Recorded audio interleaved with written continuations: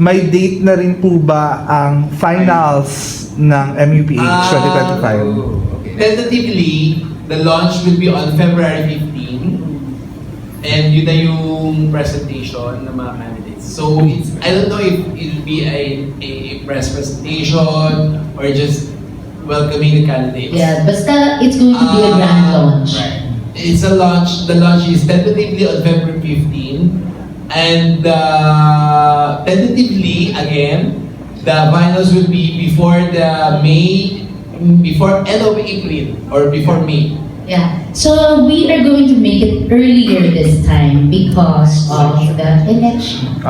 So, para hindi tayo sabay sa election, so Baka malito sila sa malito, oo, at saka May lagay sa balota. hindi, medyo magulo ang election. So, it's going to be earlier than the election. Okay. So, in April. May follow-up question po ako. So, last edition, aside from the Miss Universe Philippines crown, there are 4, I guess, na crowns. So, what happened last edition, same lang din po ba yung mangyayari? Like, sa top 10 po ba kukunin yung ibang crowns? Or mag-stick po tayo kung sino lang yung nasa top 5? Kasi, ang daming pageant fans yung naguluhan. Like, what happened? May, aside from Chelsea, the winner, and the first runner-up to fourth runner-up, the other crowns hinugot sa top 10 na finalist.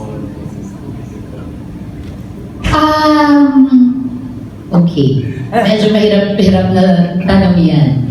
Anyways, there are a lot of crowns still. Pareho pa rin na crowns, but it's a surprise. We cannot tell you as of the moment. Kasi ayaw kong magbitaw ng salita and then, sinabi ni Mads, ganyan-ganyan. And then, babaguhin natin. We don't want to retract anything. That's why, of course, almost the same, but meron lang konting changes. And regarding sa kwento mo na naguluhan yung mga tao, actually, it's not the problem with the MUPH. Sa mga, sa mga winners, they just want Miss Universe Philippines crown. That's the reason behind. But there's nothing wrong with that. Yung iba lang kasi, they don't, it's not that they don't accept it, but they really like the crown, the major crown, the Miss Universe Philippines. Last one question. To add to that, definitely we will be crowning more queens Yes. on Valentine. More queens? More title. Like, more Surprise titles. na no!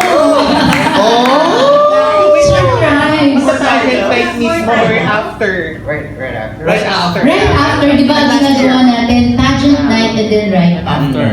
Oh, exciting. I would just like to acknowledge the presence of Madam Marjorie Lusos.